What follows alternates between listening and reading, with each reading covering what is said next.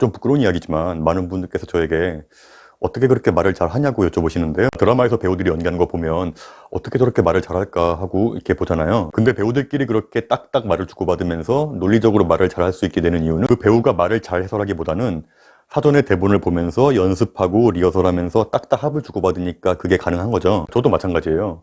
제 컨텐츠가 주로 구독자분들의 고민을 상담해 주는 건데, 만약에 그 고민 내용을 보고 한 번에 즉석에서 제가 유튜브에서 하는 식으로 다다다다 말을 한다면 저는 진짜 말을 기가 막히게 잘하는 사람이겠죠. 제가 유튜브 컨텐츠를 만드는 과정은 일단 주제를 선정한 다음에 그 주제에 대해서 어떻게 이야기를 풀어갈 것인가를 한번 글로 쭉 정리하거든요. 그리고 나서 그거를 한 10번 넘게 반복해서 소리내서 계속 읽어봐요.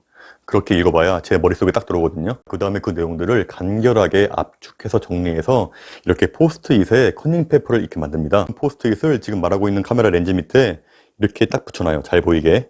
그리고 나서 실제로 영상을 찍는 것처럼 한 5번에서 10번 정도 실전 리허설을 반복해요. 그리고 나서 이제 실제로 카메라 킨 다음에 레디고 하고 그동안 연습한 것들을 다다다다 쏟아내는 거죠. 안녕하세요 감독님입니다.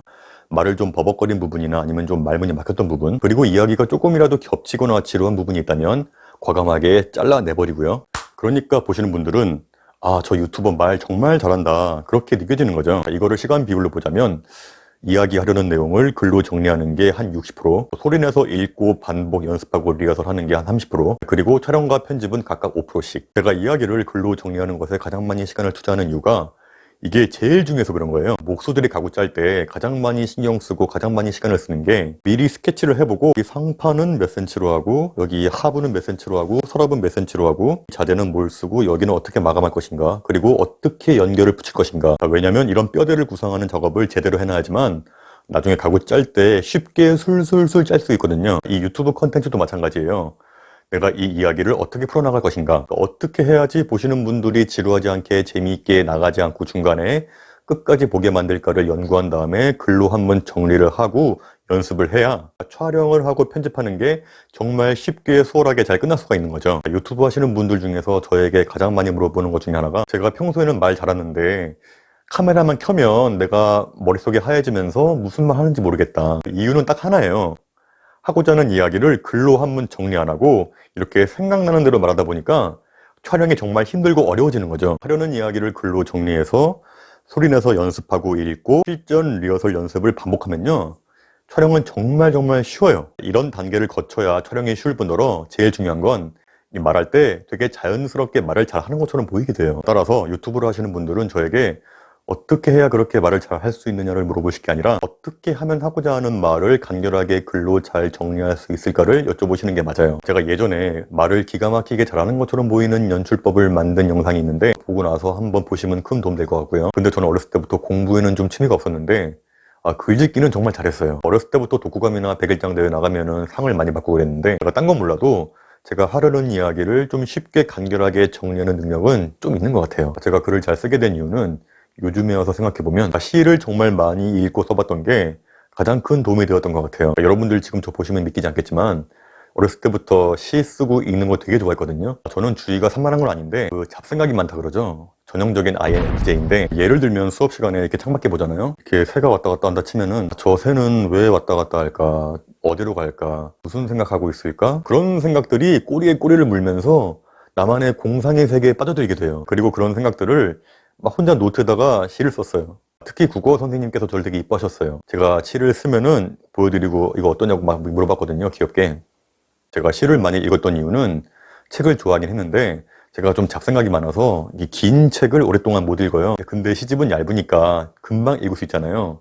그리고 한 페이지마다 다 다른 이야기니까 저는 그게 너무 좋더라고요. 이렇게 읽으면서도 이 작가는 어떻게 이렇게 글을 간결하게 잘 쓸까, 여기서는 이 단어가 이렇게 의미가 되는구나. 저는 그래서 유튜브를 하시는 분들은 시를 꼭 많이 읽어보시고 써보시라고 강력하게 권해드리고 싶어요. 왜냐하면 시야말로 유튜브랑 정말 궁합이 잘 맞습니다. 왜냐? 유튜버의 입장에서 말씀을 드리면 이 유튜버는요, 항상 남들보다 조금 더 한 발 나아가서 어떤 주제나 문제에 대해서 조금 더 그 본질을 파악하는 게 정말 중요하다고 생각하거든요. 유튜버는 크리에이터잖아요.